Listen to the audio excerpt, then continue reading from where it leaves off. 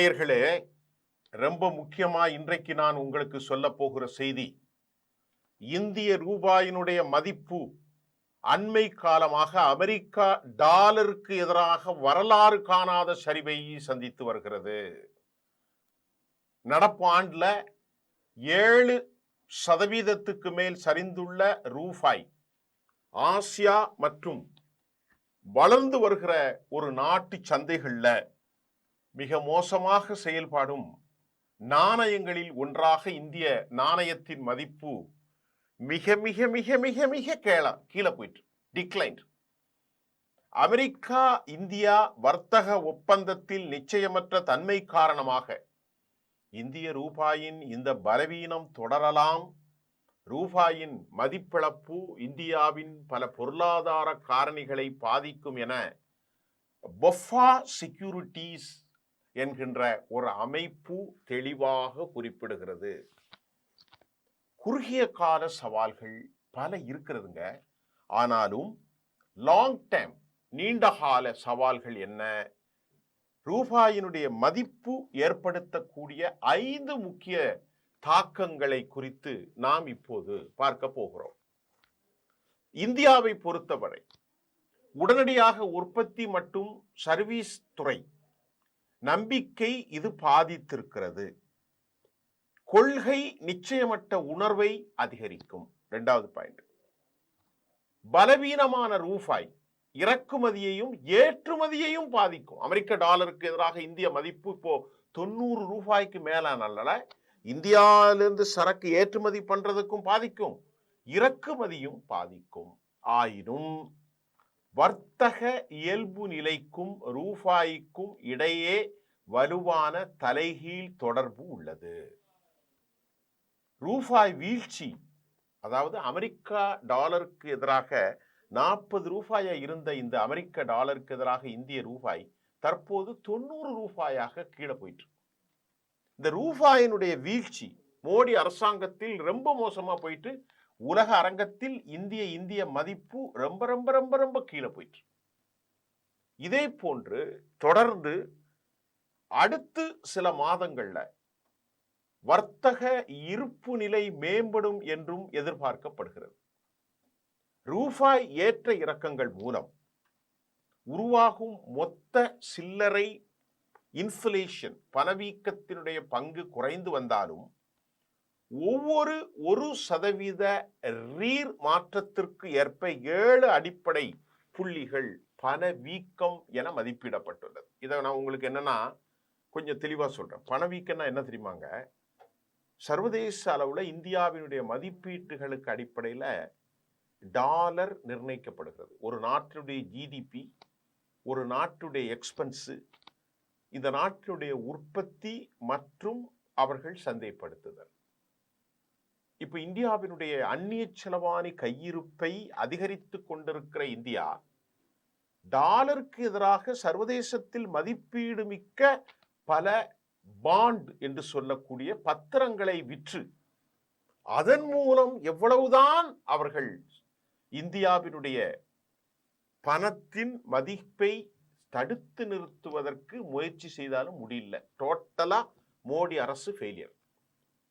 இதனால 2026 ஆண்டில் அடுத்த வருஷம் ரூபாயின் பலவீனம், இந்திய ரூபாய் மதிப்பில்லாம இப்படி போயிட்டு இருக்கிறது போது குறைந்த எரிசக்தி உள்ளிட்ட விலைகளால் நீர்த்து போகும். ஆனால் மற்ற இடைநிலை பொருட்கள், அதாவது எட்ஜ்டு மெட்டீரியல்ஸ் அதிக விலை கொண்டதாக மாறக்கூடும் என்றும் பொஃபா செக்யூரிட்டிஸ் குறிப்பிடுகிறது.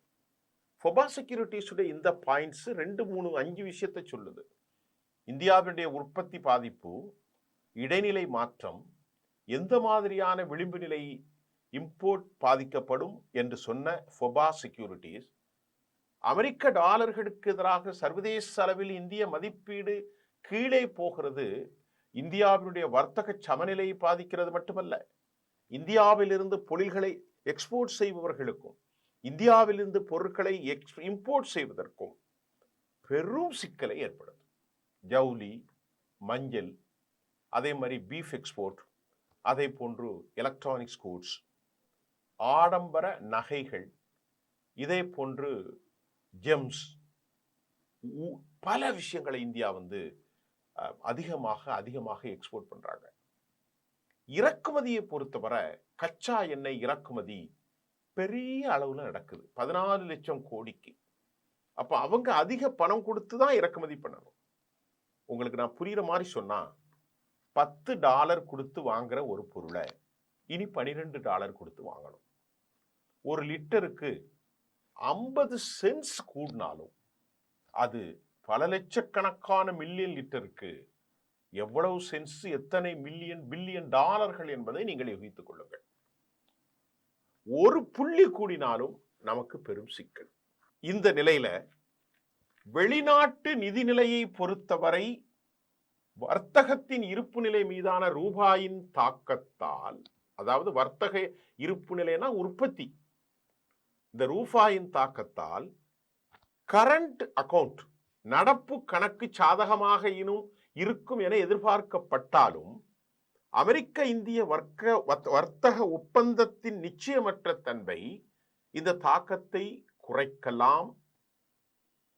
சேவை வர்த்தகம், அதாவது சர்வீஸ் நம்ம பண்றோம்ல ஐடில, மற்றும் அந்நிய செலவாணி வருவாய் இரண்டும் மேம்பட வேண்டும். நம்மளுடைய மார்க்கெட்டிங்ல உற்பத்தி இல்லைங்க, இப்போ நம்ம வேலை செஞ்சு சம்பாதிக்கிறோம், அதுதான் சேவை, சர்வீஸ் ஓரியன்டட். நிறைய வெளிநாட்டு கம்பெனிகளுக்கு இன்னைக்கு ஐடி இருக்கு இல்லையா, அதன் மூலம் இந்தியாவுக்குள் நமக்கு வரக்கூடிய வருமானங்கள் பல பில்லியன் டாலர்ஸ். இந்த இதுகள் ஓரளவுக்கு சமன்படுத்தும். உற்பத்தியில எக்ஸ்போர்ட் பண்றதோ இம்போர்ட் பண்றதோ நமக்கு இப்பொழுது வாய்ப்பில்லை.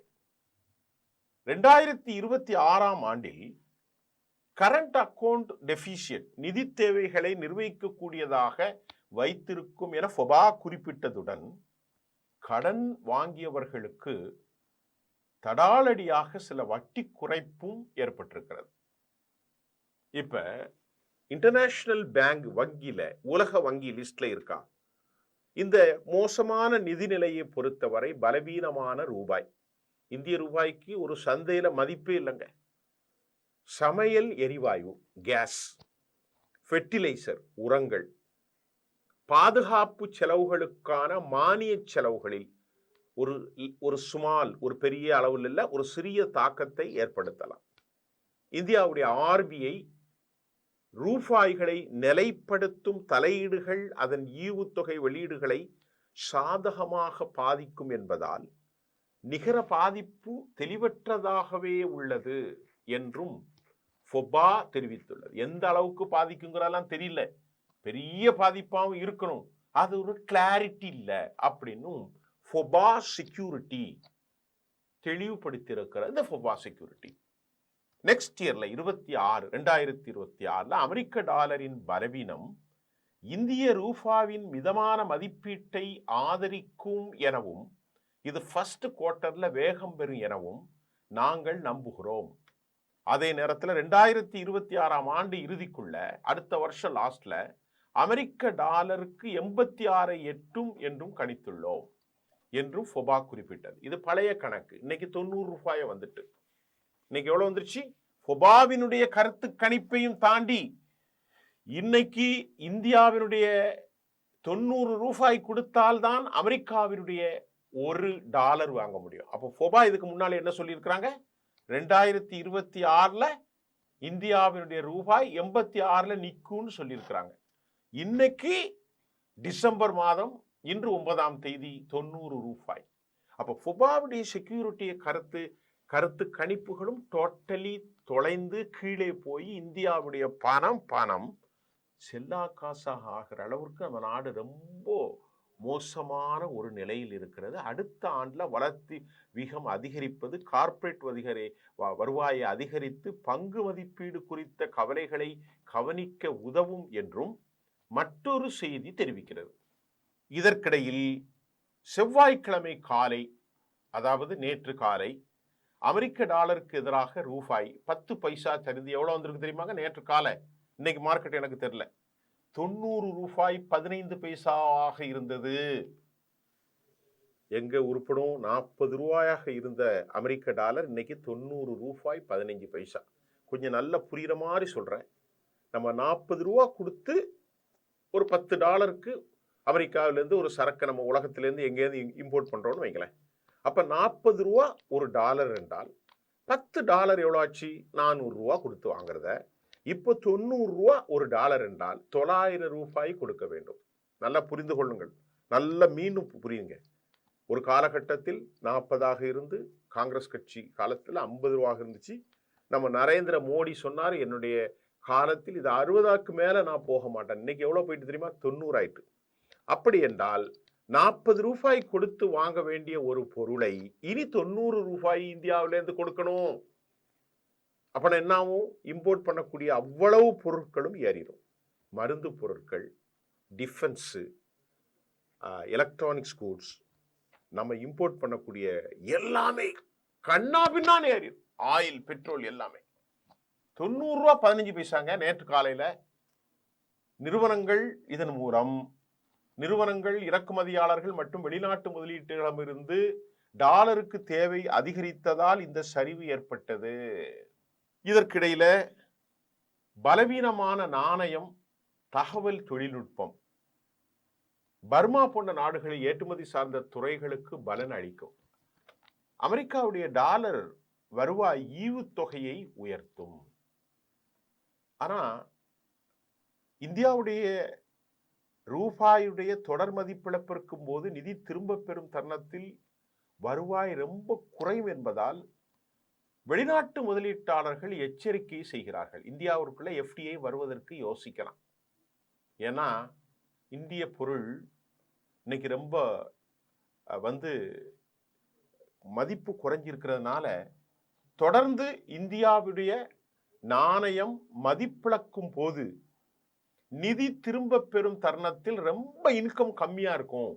அப்படினால வெளிநாட்டு முதலீட்டாளர்கள் இருக்கிறாங்க பாருங்க, foreign investor, direct investment, FDI, அவங்க ரொம்ப எச்சரிக்கை செய்கிறது, எச்சரிக்கையாக இருக்கிறாங்க. அதாவது மாஸ்டர் கேபிட்டல் சர்வீஸ் நிறுவனத்தினுடைய தலைமை ஆராய்ச்சி அதிகாரி ஒருத்தர் சொல்றார் என்னன்னா, பொதுவாக மார்க்கெட் ரிசர்வ் வங்கியினுடைய நிலைப்பாட்டை உன்னிப்பாக கவனிக்கும்.